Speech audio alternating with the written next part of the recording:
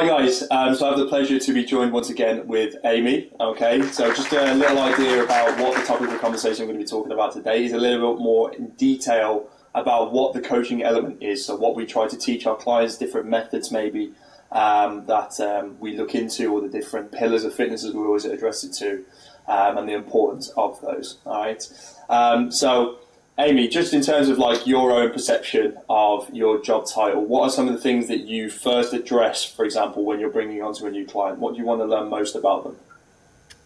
For me, the thing that I want to initially learn is the why.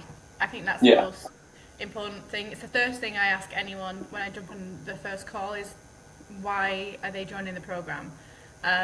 Because that is something that they need to resonate with for the duration of the program.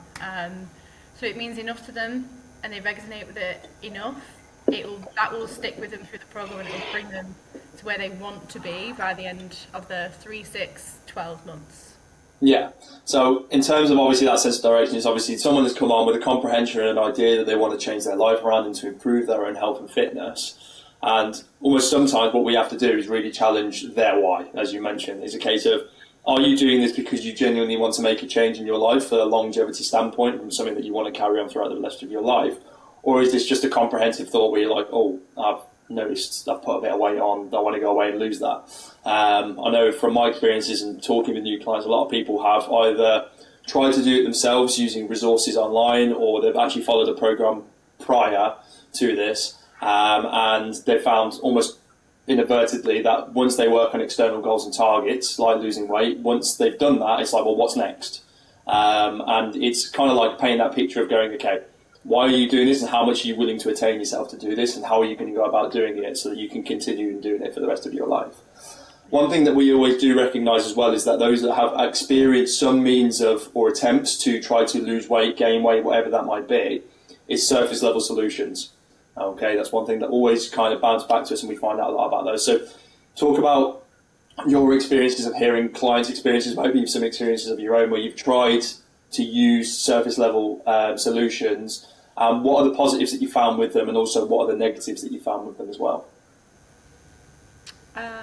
So obviously what we do is we use the 5 pillars, don't we? That's what we tend to use. So obviously steps, sleep, stress management, hydration, and then overall movement, and obviously nutrition.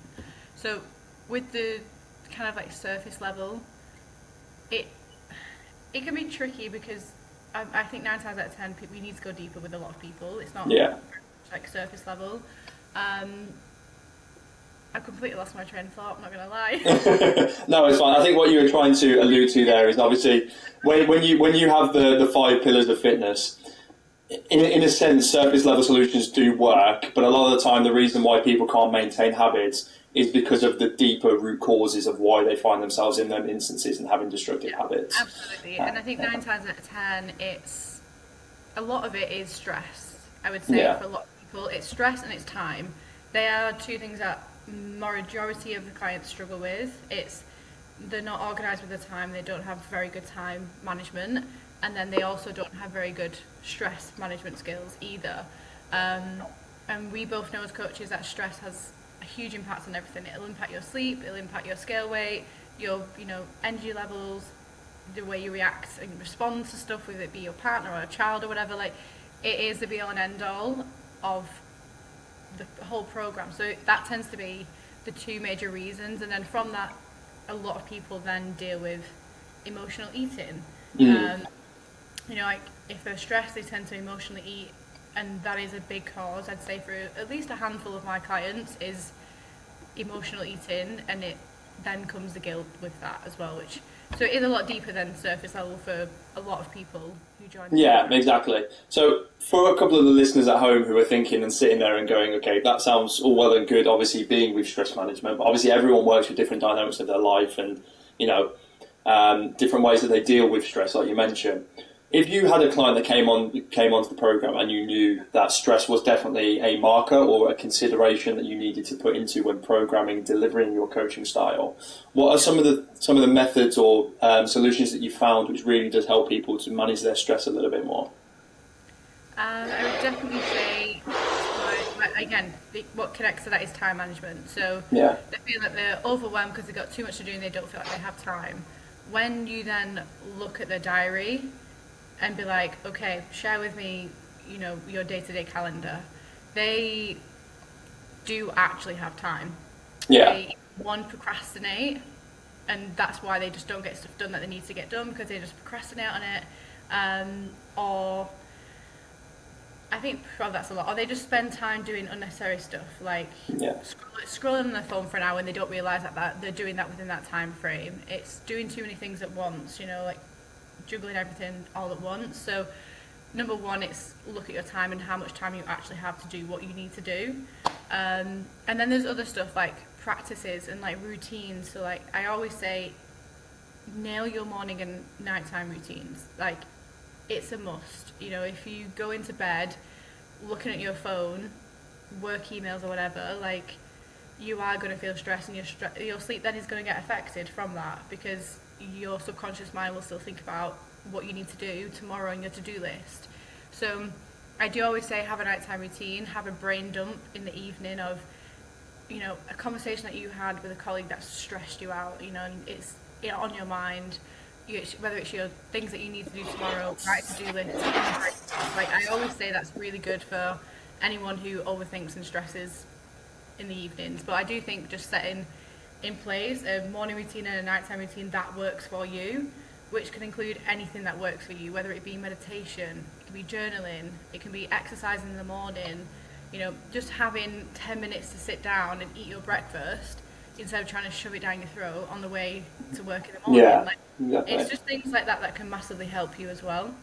Yeah, I think obviously you mentioned a couple of really good points there, and one overall thing you obviously mentioned is frameworking your day and actually having a routine and structure, so you know what it is you need to go out and do and what the overall outcome of that is. If you don't have framework and you don't have a plan, you've then got to use the time within the day to plan out, okay, what is it actually what I'm going to do? You start looking at hierarchy management, what is seen or perceived as the most important thing for you to do in that day.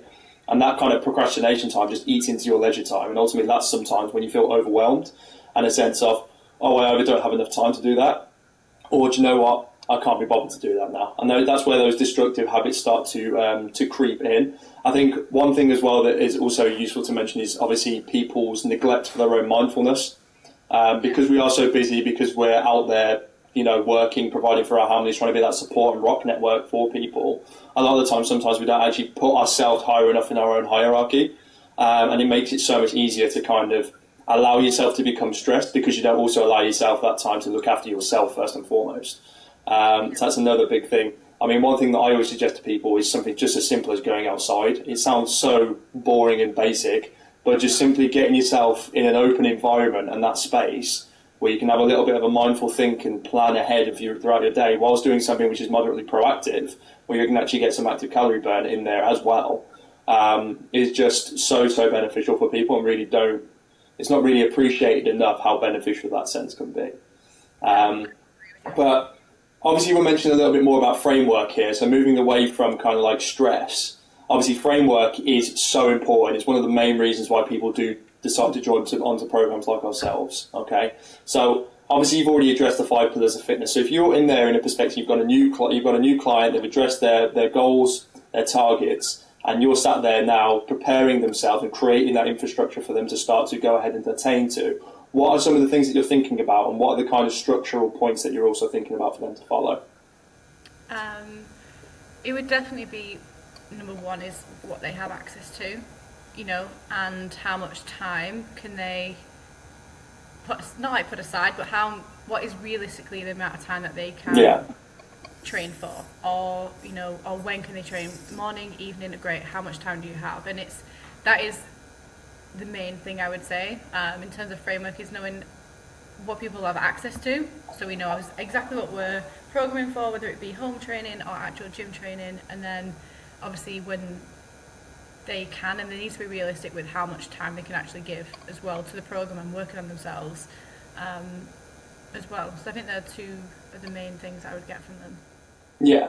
Okay. So if looking kind of outside that in terms of the overall, because obviously you're mentioning about things that are obviously achievable and attainable to them, and that's obviously one big thing, because I think I mentioned this before, but particularly with social media influence and different things like that, and you seeing, people with incredible transformations and different things like that, you might aspire to that, but then realise actually they've got so much more time that they can attain to looking after themselves as opposed to maybe what you have available to you. And sometimes almost that stigma can also create this sense that actually, oh, well, if they've got that much time to do it and I don't, then what's the point, because I'm not going to be able to do that. And achievability and sustainability is probably one of the most important things to help someone go, okay, actually, on reflection of the time availability that you've given us, on the opportunity that you have in terms of access to gym equipment and different things like that, and just general time, I actually think that this rate of progression per week would be suitable and achievable to you, as opposed to maybe what you've kind of predecessorly said earlier in terms of a call. But when you're looking at in terms of setting a framework for someone's nutrition, when you're looking at setting the format for someone's training, which you've kind of sort of alluded to, but then also sleep management, hydration management and different things, what are some of the things that you try to express to your clients which would really benefit them to have a more routine structure and plan for them to be able to achieve those goals?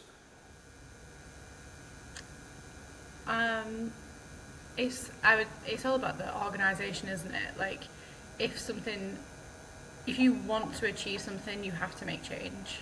And you can't expect to not make change if you're not making any changes to what you're currently doing. Because if you're currently doing, you still stick to what you're doing now, you're not going to get to where you want to be. So, we do all the background work. We set the goals together, obviously we set the goals, but we do the background work to make sure in X amount of time frame you get to where you want to be.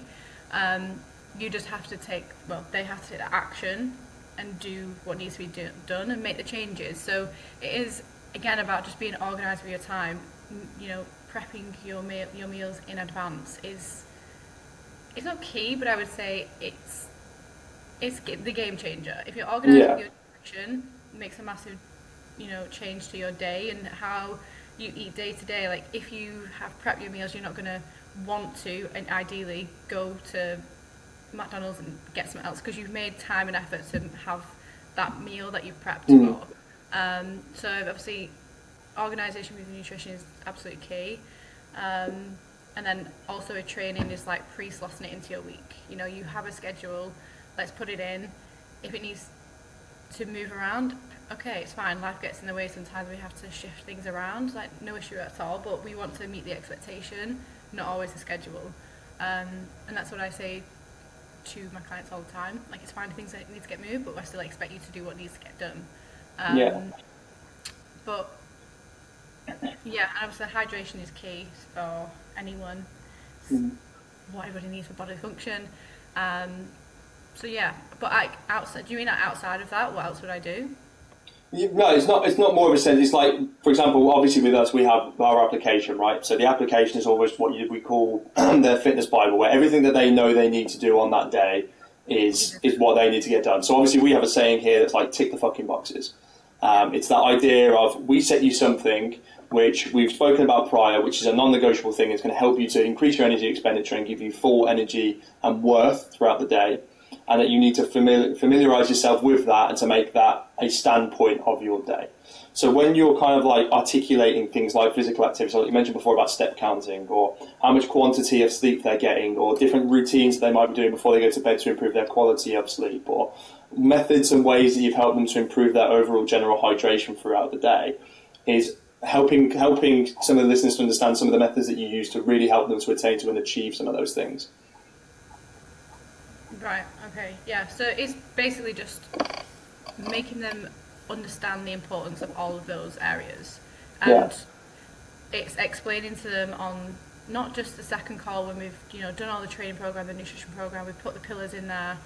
It's not just on that second call going through them and making sure they understand, but it's that continuous phase of being like, okay, I can see you've slipped here, data has changed here, and it's just about going through the motions. And if people have slipped off their steps, it's showing them, okay, your steps are a lot lower this week, I can see that your weight hasn't changed this week, and it's helping them to understand the reasons behind why they haven't made changes. And it's they can see the data, I can see the data, we pull it up and we go through it together, and then they understand more the importance of why we put in place what we put in place for them to get them to their goals.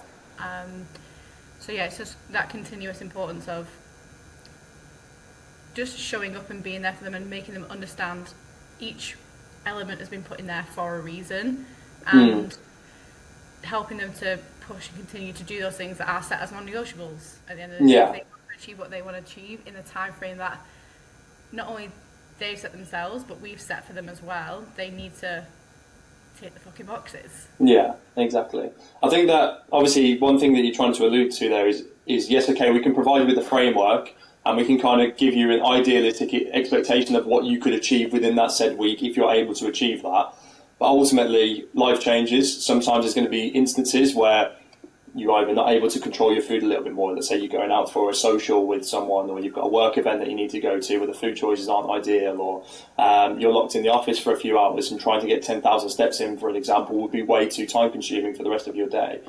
It's understanding that, okay, sometimes that is okay, and sometimes that is going to be a format in your day which you just don't have control of. But as long as you're able to control the external factors as best as you can, so that you can attain yourself to these goals, then you will be able to get a realistic expectation of what has been set out for you.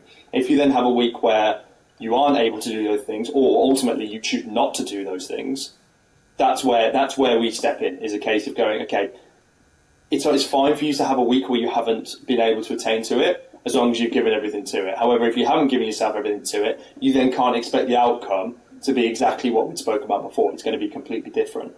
Within fitness, external reward is the main thing or main reason why people come on here. They want to see a change, whether it's on one side of the scale to the other.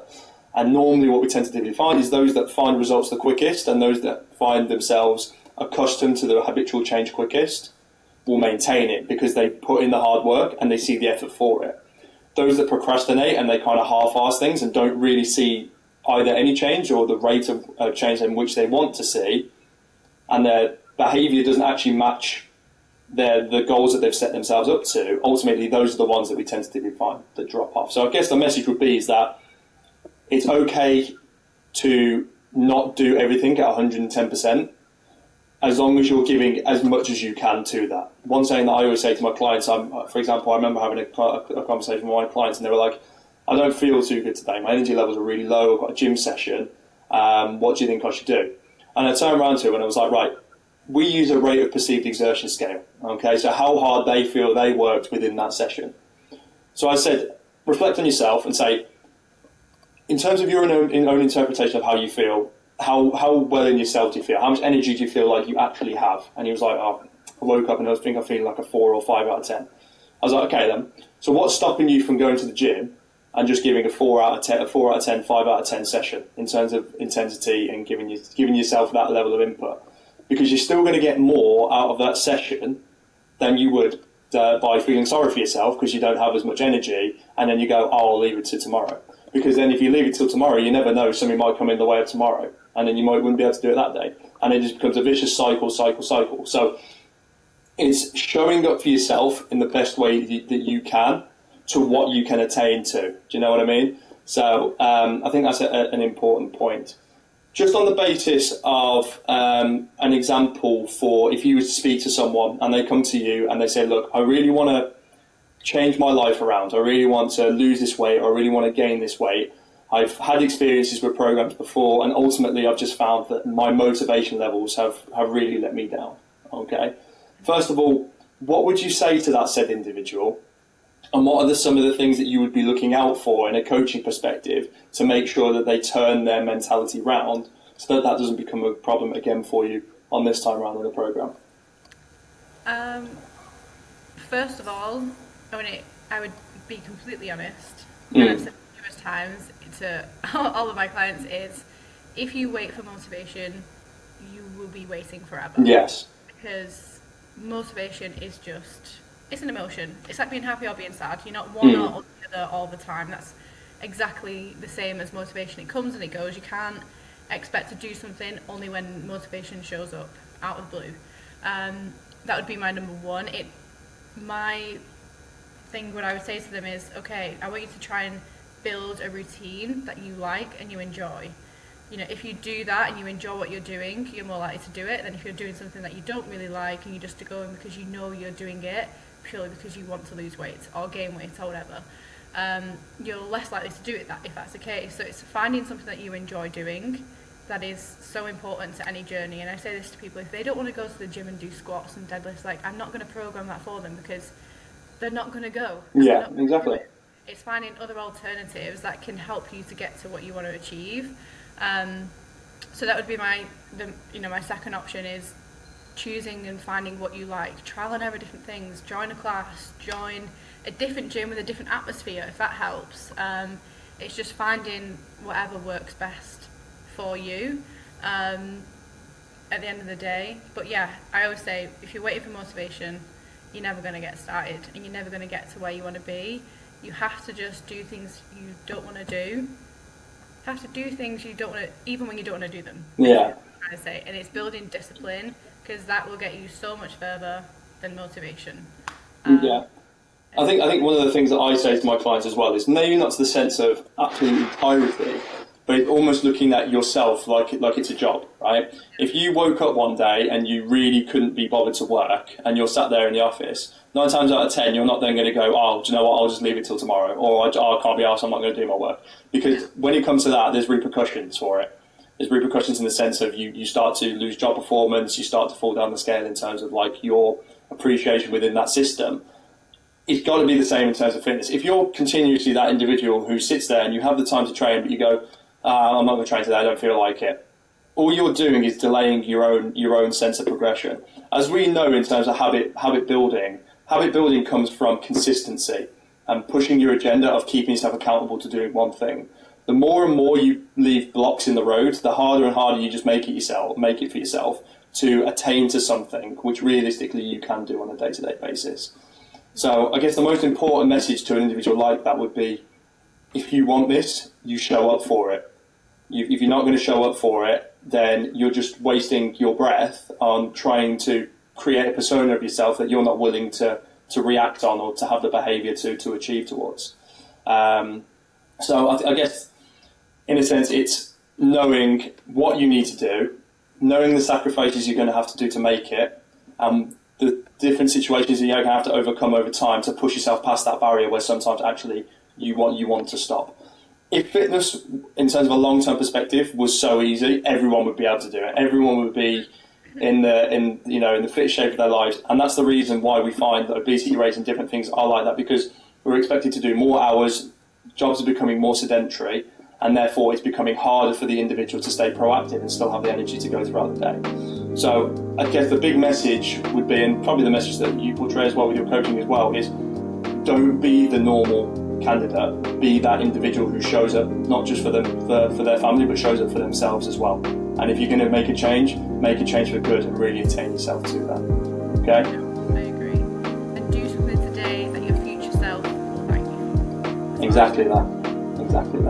So, I think that closes up on the general topic of discussion. Again, if you do have any questions for us, feel sure to drop those in the comments below.